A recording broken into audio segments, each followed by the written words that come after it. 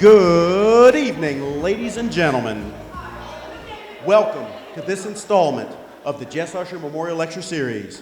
This lecture series is part of the ABAC Arts and Culture program and is named for Dr. Jess Usher, a professor of history who had a profound impact on the lives of his students as well as his colleagues here. It is in his honor that we have named this lecture series. Dr. Jeff Newberry is ABAC Poet in Residence, an honor bestowed by the President's Cabinet in 2014, recognizing his outstanding work in regional and national poetry communities, his writing and his publishing. The author of 2 poetry collections, a novel, a textbook, and the editor of an anthology, he is the author most recently of Cross Country, World Tech Editions, a collection of epistolary verse written with his colleague Justin Evans. Jeff is currently at work on 2 new poetry manuscripts, How to Talk About the Dead and the Babel translations. Man, you're writing too much. You're embarrassing us. You're making us all look bad. Dr. Newberry has presented his work and chaired numerous writing conferences and workshops, including the Association of Writers and Writing Programs Annual Conference, the Flannery Connor and Other Georgia Writers Conference, the Florida Heritage Book Festival, the Alabama Book Festival, the Sanibel Island Writers Conference, and the Southeastern Writers Conference, where he serves on the executive board. Page 2. His poetry, nonfiction, fiction, and critical reviews have appeared in the Florida Review, the Laurel Review, the South Florida Poetry Journal, Brevity, Concise Nonfiction, and the North American Review. Dr. Newberry's interest in Seamus Heaney stretches back many years. His presentation tonight will focus on the various ways that this most Irish of Irish poets might have a lesson or two to teach us about the importance of a more inclusive brand of tradition. Dr. Newberry teaches composition, creative writing, and literature courses in the Department of English and Communication as a full professor and has taught at ABAC since 2002. That means he's been here longer than me. He holds a master's degree in English from the University of West Florida and his PhD from the University of Georgia. He resides in Tifton with his wife Heather and his 2 children, Ben and Maddie. And now, to talk about the 1995 Nobel Prize recipient in literature and Harvard University's Poet in Residence from 1988 to 2006, I give you ABAC's Poet in Residence, ladies and gentlemen, Dr. Jeff Newberry. Thank you. I always said there were 2 James Gall Browns. There was the James Gall Brown who was probably a soft-spoken graduate student, and there was the James Gall Brown who exited with his degree. And somewhere in the middle, he became the character that we know now. I'm not sure how he became that person, but thank you for that wonderful introduction, James. I really appreciate that. I also want to thank you all for coming out here tonight. I really appreciate your being here. I wanted to say a few words to introduce myself, introduce my topic, and maybe make us all a little more comfortable. I was just speaking with some of the students in the back and some of my faculty members. It's that time of year, yet again, we have another hurricane bearing down on the Gulf Coast. I grew up on the Gulf Coast, not too far from here, down on what's frequently called the Redneck Riviera. And poetry was not for people like me. I grew up in a series of rented homes and trailer parks. And my first 2 trips through college were not successful. I dropped out twice before I got it right. In my very first creative writing class in college, I was asked to write a poem, and I didn't know what that meant. So I remember sitting in my car at a community college in Panama City and trying to write a poem, and I thought that poems had to have gods and goddesses in them. And so I wrote a poem about Odin, and the professor said, what is this? And he was really kind of confused by it. And so I understand that people hold poetry at a distance, and I understand that sometimes people think poetry is something that needs a key to unlock, and I know that sometimes poetry can be mystifying, and I hope that in my role as a professor at ABAC, and I hope that partially in my role as a poet in residence, I also just think partially in my role as just a writer in this community, I hope I can demystify this for some people and show you all that poetry isn't for just the gown, it's also for the town. And I think that it's important because words are the tools that we use to describe our reality. And words also the tools of poetry. If we think about words and we think about the word poem and the word poet can be traced back to a Greek word, poet, poetry. It means make, one who makes. The word poesis means to craft or to create, right? And so I want to start with this word. the word tradition. The word it means inherited or established, custom, pattern of thought, action, behavior, right? Some religious practice, maybe a social custom, maybe it's a belief, maybe it's a story, something like that, right? And if we think about this word, one of the things that occurs to me about the word tradition is that it's incredibly fraught because it carries with it a lot of baggage. And there are two arguments that rest on tradition, two things that when I think of tradition that make it difficult for us to think about. On one side of tradition, we have this argument. We have always done it that way. And that's one of the things that often, in a lot of ways, at least in my past, has upset me when I want to change something and I hear someone say to me, oh, we can't do that. We've always done it this way. We can't change this. It's always been this way. And on the other side of that same, I'm going to use a trite metaphor here, but of the same coin is this one, forget the past. It makes me think of the words of Jesus in the New Testament who said, let the dead bury their dead. And forgetting Faulkner's dictum that the past isn't even the past, it's still there with us. We have to remember that for a lot of people, the past is not something to be respected or even considered. So the question then becomes, is tradition a vanguard or a straitjacket? Is tradition something that we can build from? Or is tradition something, some rules that we're beholden to? We've seen this argument played out in the United States of America, particularly in the American South over the last several years. I've seen the scenes played across my television screen with the removal of Confederate statues from civic and academic places. I've seen the quote-unquote canceling of people because of certain comments made on social media. I've seen the changing of names for buildings on campuses. I've seen a lot of things happen, and you have too. And I am neither supporting nor attacking those moves. I'm merely pointing out that this is a conversation that we are having right now in this country.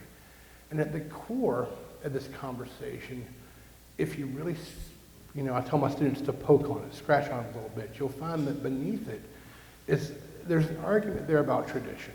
There's an argument there about what tradition means. And when you think about it too, beneath tradition is an argument about story. And I think one of the arguments that we're having in this country today too is who gets to tell the story of this country.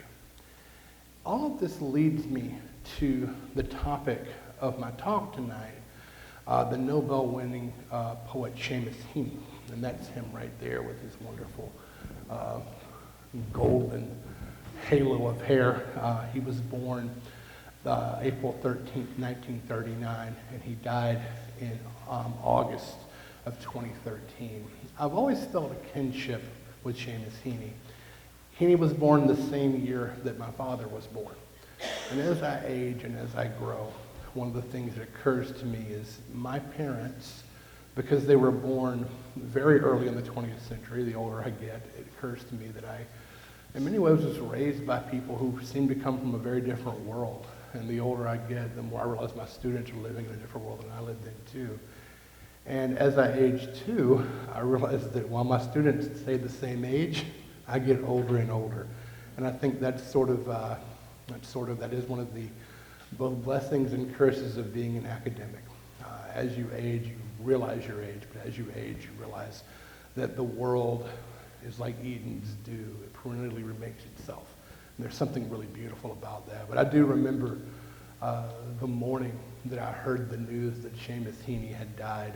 My own father died when I was very young. I was 15 years of age, and he unfortunately had a lot of bad habits and drank himself to death, and I was close to him, and so it really affected me. And my reading of Heaney, I understand, is tied up with that. And I remember being in Conger Hall the morning Heaney died, and I got the news, and I closed the door to my office, and I wept. I don't mind telling you, because I felt really close to that poet. And he died in 2013, and his son Michael revealed at his funeral that his final words were in the form of a text message to his wife. And his final words were in Latin, which is incredibly appropriate for a poet. And they were noli timere, which means do not be afraid, which I think is a wonderful epigraph for any poet to have. Heaney had a stroke in 2008, and he suffered from the after effects of that for a while. He fell outside of a restaurant in Dublin and was taken to a hospital, and it just basically died that night. He was born, however, in Northern Ireland in a farmhouse called Mossbawn. Mossbawn has since been torn down, but the land is still there. Throughout his life, he played a lot of roles, but he was always a writer. He was a poet, foremost. He was a playwright. He was a translator. He attended an Irish Catholic school called St. Columb's. He read widely in the classics and had a classic education. Of course, as Dr. Carl Brown mentioned, he did win the Nobel Prize. He did go on to attend Queen's University in Belfast. If I can make my PowerPoint go on here. This is a map of Ireland. I'm going to talk more about the fact that there are two countries in Ireland in just a few moments here. But Seamus Heaney was born in Northern Ireland, which is still a part of the United Kingdom.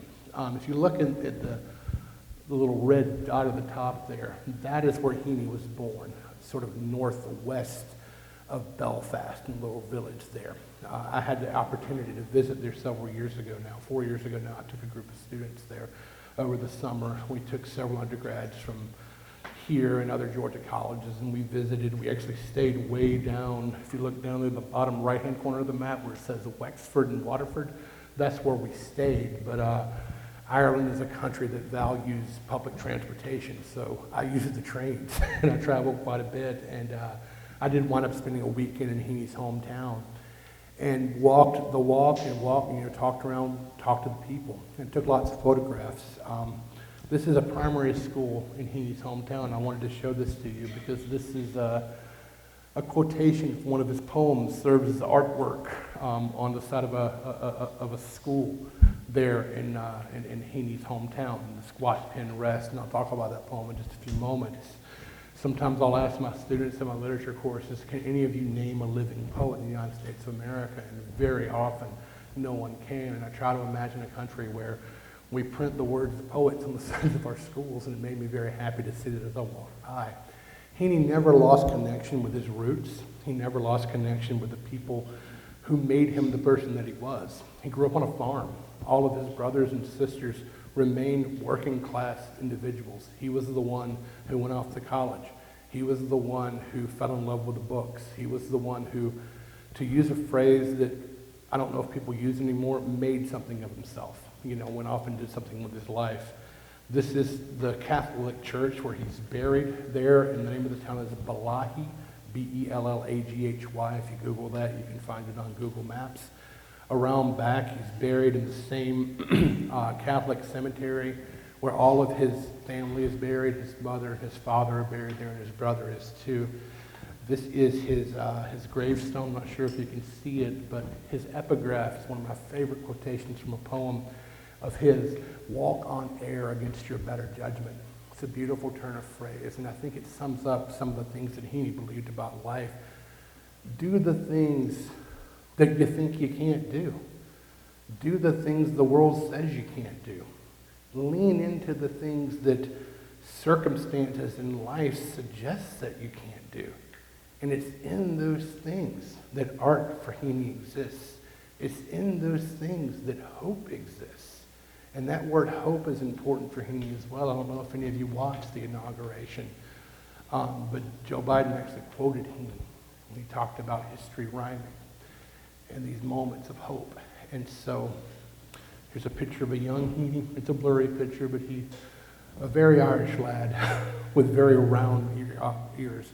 And I have myself ears like taxi cab doors sticking out, so I've always appreciated that.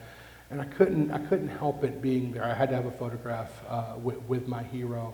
And so that's a picture of me with the elder Heaney there.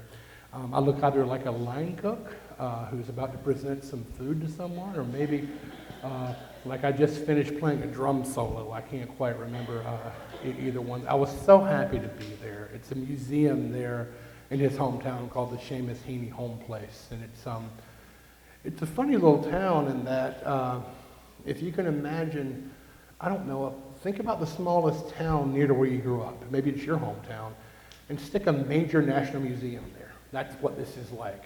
So some of us here in Tifton know where Tai is. If you can imagine sticking like a national major museum in the middle of that little town, this is what this is like. And so it was myself and a group of school children who had been bused over from Belfast there the day that I went. And the person who guided me to the museum was a Scottish fella, and he and I had a wonderful conversation because I couldn't understand a word he was saying, but it was wonderful and I had a great time. But to move on past these sort of reminiscences and to talk a little bit about my talk tonight and to kind of get into the meat of it, to understand Heaney is to understand Ireland. And to understand Ireland is to understand that that country, let me back up, that England has never been comfortable with the idea that Ireland is its own country. England has always looked over at Ireland and saw it as an island, so that's ours. And if you go back in history, you will see there's been a lot of wars, a lot of fighting over who Ireland belonged to. And even the thing I want to talk about now, the troubles in Northern Ireland, really go back further than the 1960s. The troubles are deeply rooted in Ireland's historical complex with England. Most of you have probably, if you know anything about Irish history, have probably heard of the Irish potato famine. There was indeed a potato famine, but there was also plenty of food. There was food sitting in ships off the port of Cork, off the port of Wexford, off the port of Dublin. They just wouldn't give it to the Irish peasants. It was for the English royalty and the English citizens. As a matter of fact, early in American history, you may not know this, Irish people weren't considered white people. They weren't allowed to have jobs in certain areas when they immigrated here to the United States. And so Ireland has always had a kind of a troubled relationship with England. And when the Republic of Ireland was finally kind of founded, and this goes back to the uprising in 1916 and even further back than that, this is not an Irish history lesson, but to kind of understand, you know, where he's coming from, you kind of got to have this in your back pocket here. This is, in many ways, these troubles in Northern Ireland, in many ways, an ethno-nationalist conflict. Most historians, and please, historians in the crowd, don't attack me, date this between 1969, which, you know, is the formation of the Ulster Voluntary Force, or the ULV, and the ULV was formed to oppose the Irish Republican Army. And you hear the word Republican, you think American Republicans, and Republican actually refers to Republic, the Republican Army, right? The IRA opposed English involvement in Ireland, right? And the IRA was situated in the north.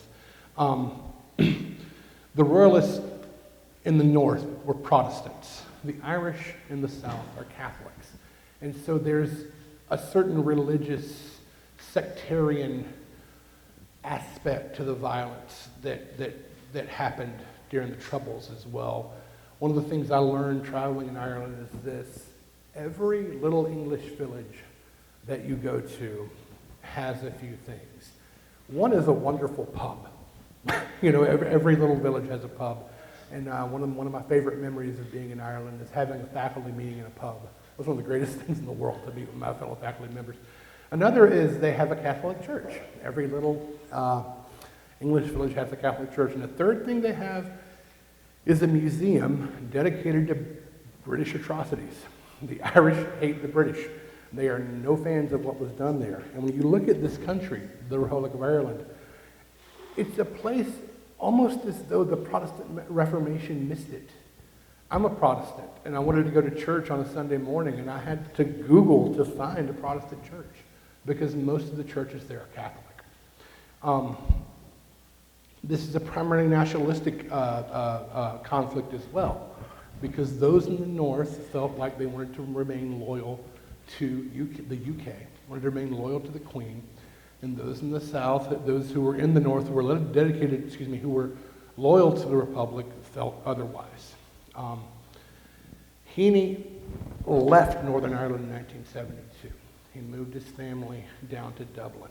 Now, the troubles in Ireland do not end until 1998 with the Good Friday Accords. That does not mean all is well, you know, that does not mean there are not still problems. It does not mean there are not still issues. As a matter of fact, with Brexit and recently with the passing of the Queen, there's still things that are kind of argued about. I can't speak in depth about that, but I can tell you there are things about this. But regarding Heaney's relationship with England, Heaney himself left the North for many reasons, but one of the reasons he left Northern Ireland was in protest of the violence. He didn't like the way the UK was treating the Irish in their continual crackdowns. And if you do a little reading on the troubles in Northern Ireland, you'll probably read about car bombs, you'll probably read about atrocities, you'll probably read about even some terrorist bombings that happened. You may read about the hooded men, which I'll talk about in a little while. It's a part of our history, our world history, that I kind of had to educate my own self about. I didn't know a whole lot about it, but the more you read about it, the more interesting it becomes, and it does mirror a lot of sectarian violence that we see around the world. And it's one of those things that, honestly, we don't talk about a lot, and I have my theories as to why, but Heaney himself maintained friendly relationships with England and maintained friendly relationships with those in the North who were friendly with England, and he took a lot of flack for that. However, he was Irish through and through, down to his bones.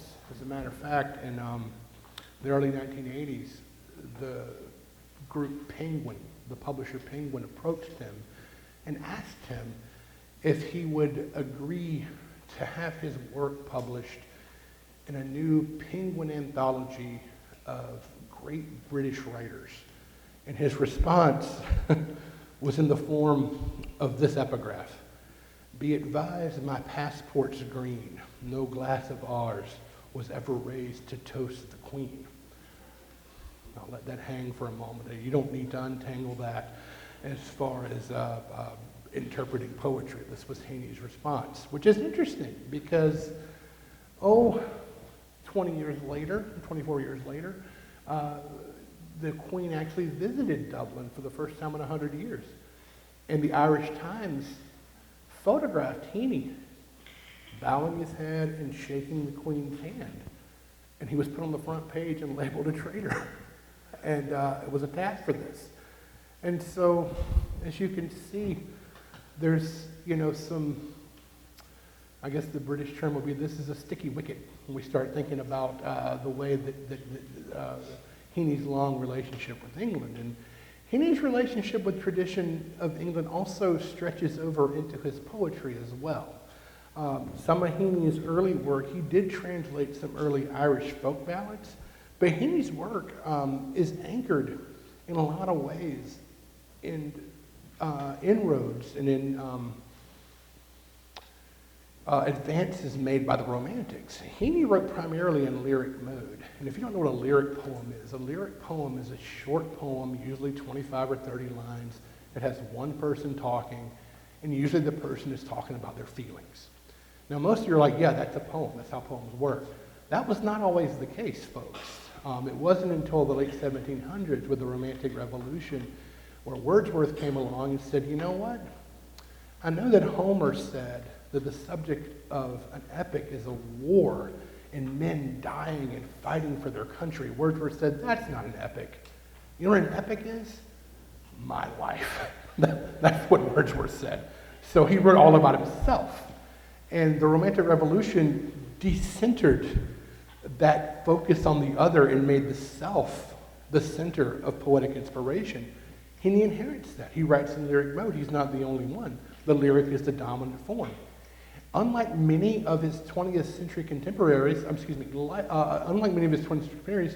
Heaney also wrote in form. Form has been on the outs in poetry since the free verse revolution of the 50s and 60s. Very few, particularly during Heaney's time in the late 20th century when a lot of prizes were given out, big name writers were writing sonnets and writing an iambic pentameter.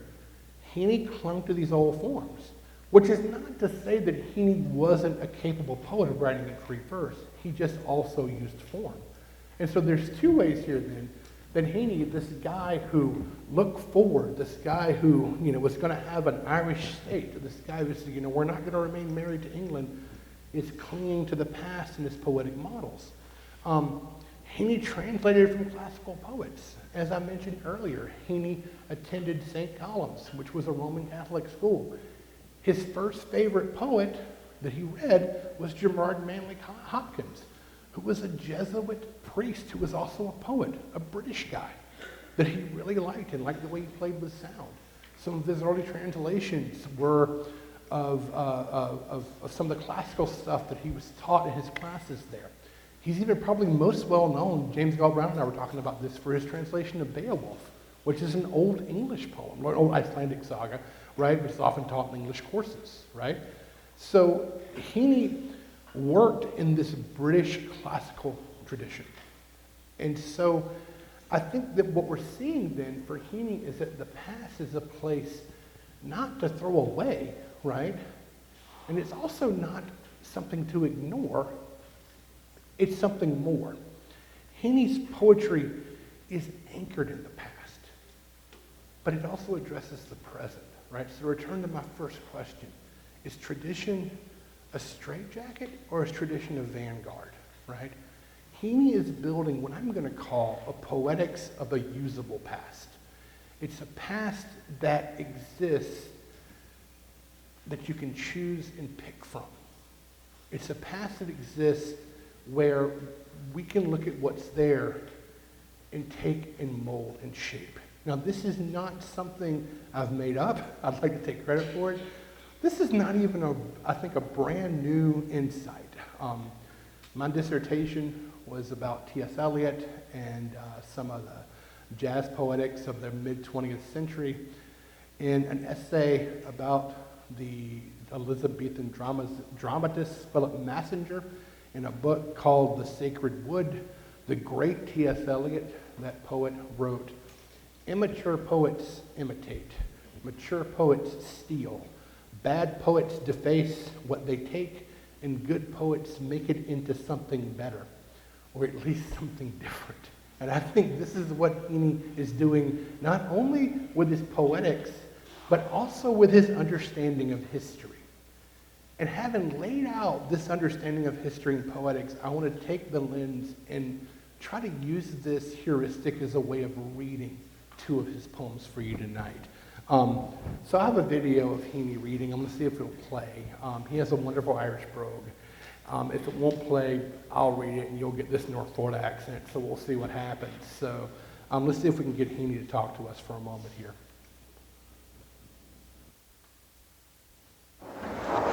Between my finger and my thumb, the squat pen rests, snug as a gun. Under my window, a clean, rasping sound when the spade sinks into gravelly ground. My father digging. I look down till his straining rump among the flower beds bends low, comes up 20 years away, stooping in rhythm through potato drills where he was digging. The coarse boot nestled on the lug. The shaft against the inside knee was levered firmly. He rooted out tall tops, buried the bright edge deep to scatter new potatoes that we picked, loving their cool hardness in our hands. My God, the old man could handle a spade, just like his old man. My grandfather cut more turf in a day than any other man on Toner's bog. Once I carried him milk in a bottle, corked sloppily with paper. He straightened up to drink it, then fell to right away, nicking and slicing neatly, heaving sods over his shoulder, going down and down for the good turf, digging. The cold smell of potato mould, the squelch and slap of soggy peat, the curt cuts of an edge through living roots awaken in my head. But I've no spade to follow men like them. Between my finger and my thumb, the squat pen rests. I'll dig with it. Heaney reading Digging, which in many ways is a signature poem for him. He, later in his life, said that he was a little embarrassed by that opening simile. He didn't like that the squat pen rested snug as a gun, but I think it works. I've always been attracted to this poem because of its reading of manhood. But I do want to look at what he's doing with history here and talk a little bit about it. The poem is about memory, and the poem is about what we take from memory and what we can do with memory. As a guy who inherited a kind of manhood from both my father and my grandfather, I figured out very early on that I was not going to be a sharecropper like my grandfather, and I was not going to be a butcher or a factory worker like my father was. The men in my family were always really blue collar, and I'm the only one who became what I am, a poet and academic. And I write a lot of poetry too, when I read something like this, I kind of want to throw my pen down. Right? It's one of those poems that just kind of has a master's touch to it. But it begins with the speaker looking at his instrument, his pen, and he uses the simile gun. And there's something dangerous about that, right? It suggests a kind of danger. It's loaded. And then he hears something that triggers a memory. And if you listen to the language, it's rhymed, and the rhyming suggests that the speaker himself is kind of trapped in these lines. We got sound, ground, and down. And so he hears the clean, rasping sound. And he loves sound. He loves the way words sound. And I open this lecture up talking about words are the way. Words are important because that's how we describe our world. And we need words to describe our world because it's how we create a shared reality. And the spade sinks down. And there's something here, too, about uncovering. We often talk about, when we think about memory, we uncover things. We dig down deep. Sometimes the students will say something in class. I'll say, go deeper with that. Or take that down, take that deeper, right? We even think about, philosophical concepts being deep, right? And so we have these things in the air, too, when the poem starts. And so here's his dad working. He says, my father digging. And so this is what poetry does that no other genre does. It breaks the line. I look down. Look down where? Right? We're sort of suspended here. I look down. And that's the moment in the poem where it could be sad. I look down. It could be, I look down in contemplation. I look down thinking. But you find out he looks out the window. Right? I look down. And then he has the memory till his straining rump. And I love a poem where the dad's butt can show up, right? The dad's butt shows up 20 years away. The memory of his father. The drills of potatoes there, he's digging. And then we have the dad, right? And again, there's the same image of digging down into the deep soil. And then we have, for me at least, the center line of the top there. The speaker muses to himself, by God, the old man could handle a spade. That by God has a couple of things going on, right? By God is a kind of, something old men say, by God, right? But it's also, there's a religious connotation going on here too. There's an in my father's house thing kind of happening here, just like his old man. So we've moved from one generation of man doing a kind of work, another generation of man digging, right? Doing a kind of work, to a third generation of man, right? Watch what he's doing. The grandfather, he says he cut more turf in a day than any other man on Tonner's Bog. So Ireland is an island that's sinking. I don't know if you guys know this or not. It's a lot of the soil is peat, which could be burned for home fires back in the day. And so that's what the grandfather's doing. He's cutting peat to burn. And the grandfather remembers taking in milk and he's drinking it, right? And then the poem comes together, the end there, right? He remembers all these things. And you want to talk about the notion of digging, the notion of digging down. Look at the language he uses here. The living roots, right? The roots to what? The roots that take us back to what's important. The connection with the father, the connection with digging, the connection with family history. They awaken in my head, right? And so this is the moment, if you're me, and you're thinking, I can't do that, right? I can't provide for my family the way those guys did. I can't dig turf. I can't dig potatoes. But the poem doesn't stop there, right? I think a lesser poet would stop, but I've no spade to follow men like them. He repeats the opening line. Between my finger and my thumb, the squat pen rests. And so it's like this. He makes sure we know the pen's small. And he says, I'll dig with it, right? So suddenly, what looks like an academic exercise, why would you write a poem? Who cares about poems?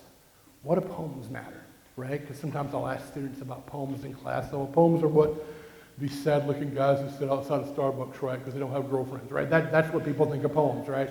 What's so important about poems? Well, here, it's the work providing this history.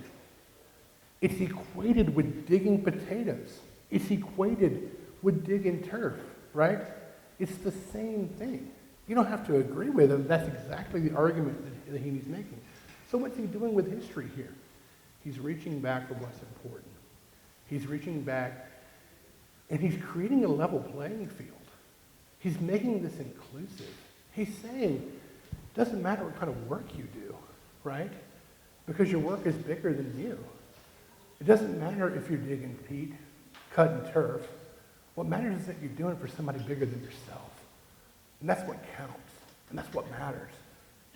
And when you're me, sitting in Conger Hall, and you open your third rejection slip of the day from the Santa Clara Review, and you got to go home at the end of the day, and you have a little girl and a little boy, and you have a wife and you have a mortgage, and you wonder why you keep digging, I think about those last lines.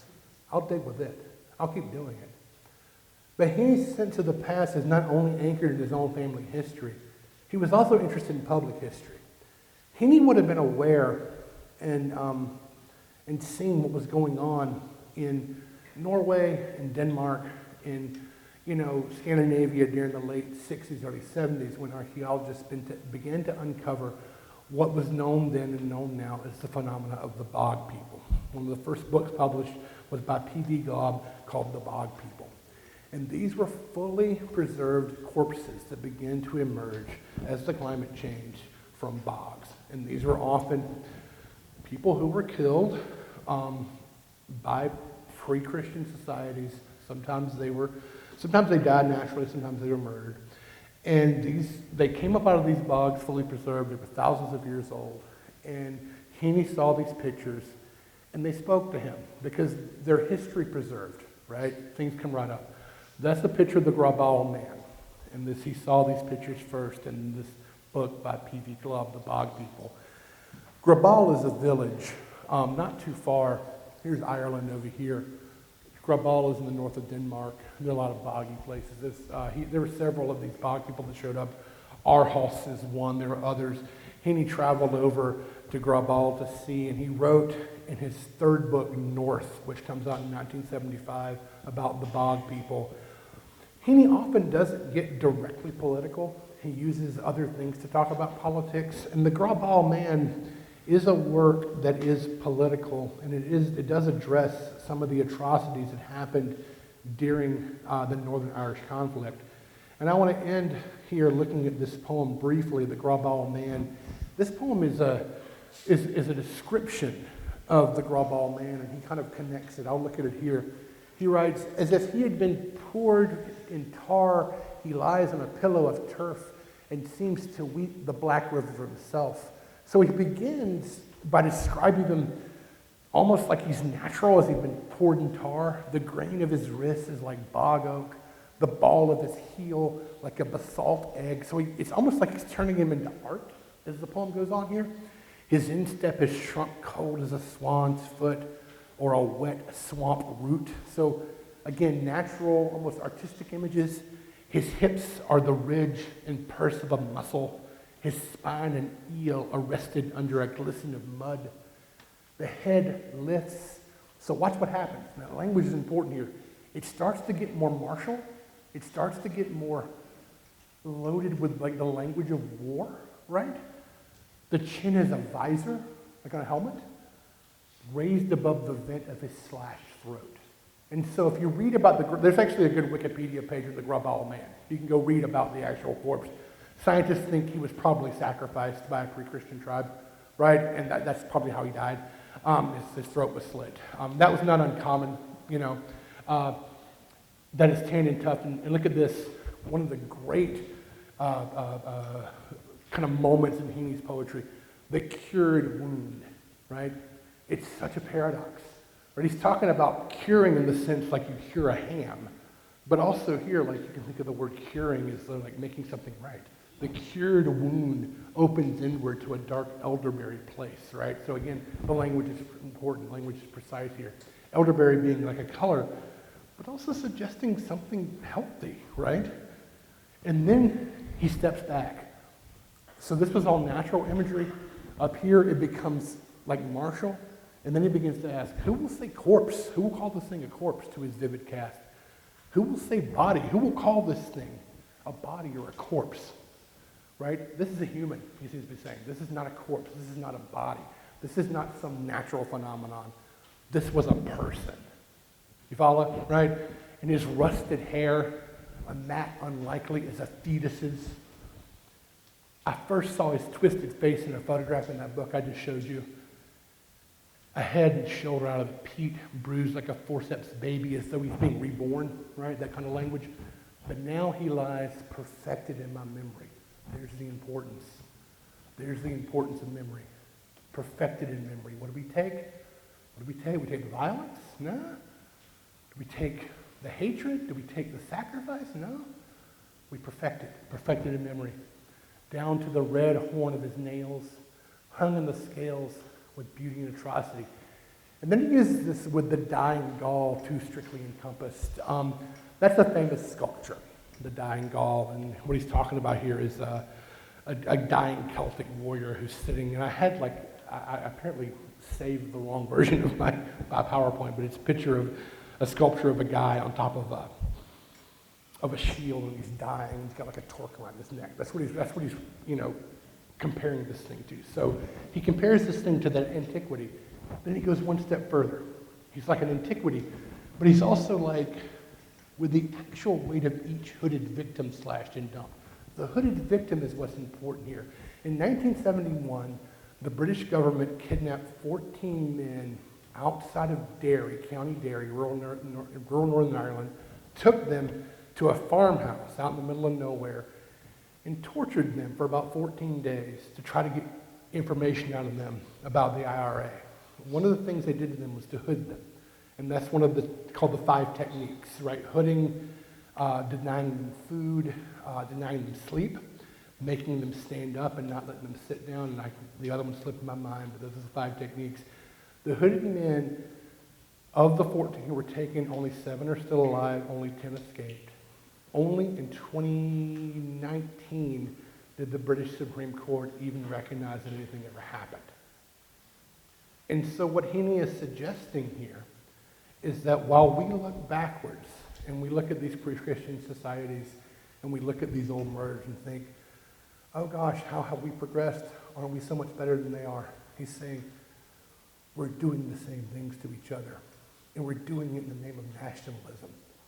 And we're doing it in the name of sectarian violence, just like they were doing, right? And so when we look at Heaney, we see a poet who I think, and I'm going to end my talk here, gives us what I'm going to call a usable past. For me and for Heaney, history is fixed. We can't change what happened. Tradition, however, is not. We don't have to celebrate what was bad. What happened cannot change. What lessons we draw from what happened can. The past excludes, but the present can include. And this last one may feel a little cheeky, but I really believe this. We can make our present a better past for the future, for everybody who's coming after us. Thank you for listening, and I'm happy to take any questions.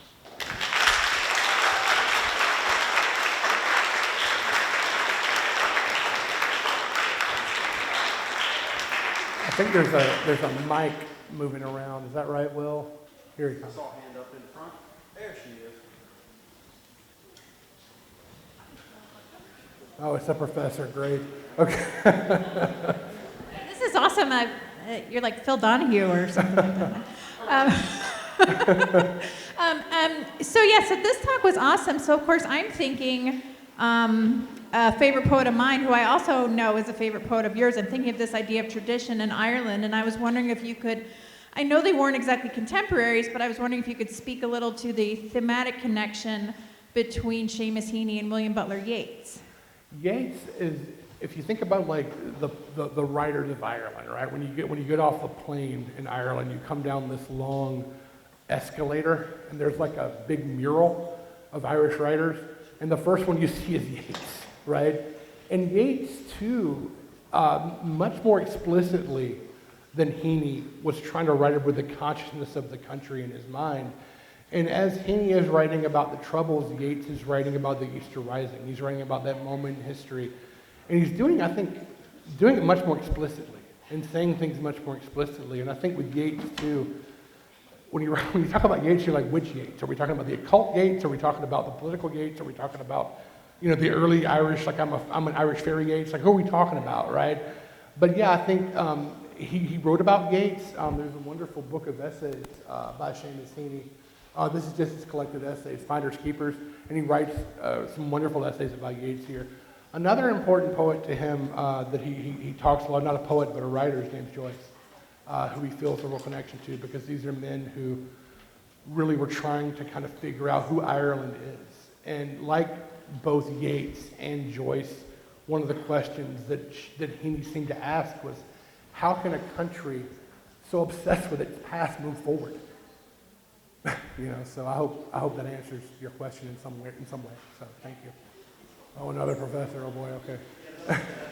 So, Jeff, you know, Yeah. I really like your poetry, and you write about the Gulf Coast. Yeah. Do you use any of his techniques in your writing? I would never compare myself to him. He's too good. But yeah, he's a model for me, most definitely. He's somebody that I read constantly and I go back to. And when I'm working, if I'm stuck, sometimes I think, how would Seamus do this? How would he approach this? What would he do? And sometimes the answer, he'd be a better writer, right? But I will often go back and particularly his early work is really encouraging to me. And he has, lately I've been trying to write about some more contemporary things. And he has a long sequence of poems called Station Island, which he writes explicitly about the Troubles, and he kind of ties them to the religious and sectarian violence. I've been rereading those recently. So yeah, he's somebody I go to time and time again. Yeah. I got a question for you. Sure. Does he have any disciples that are carrying the same torch he carried in Ireland now? Paul Muldoon, who looks like Phil Spector, like he has hair combed straight up. He was the editor of the New Yorker poetry thing for a long time, and he was also, just like Heaney, professor of poetry at Harvard. Muldoon's work is a little more playful than Heaney's. It's like he has a long sequence about U2, the band from Dublin. Heaney would never have done that, but he is somebody who I think would be a torchbearer who kind of. And there are other younger poets who are doing similar things too.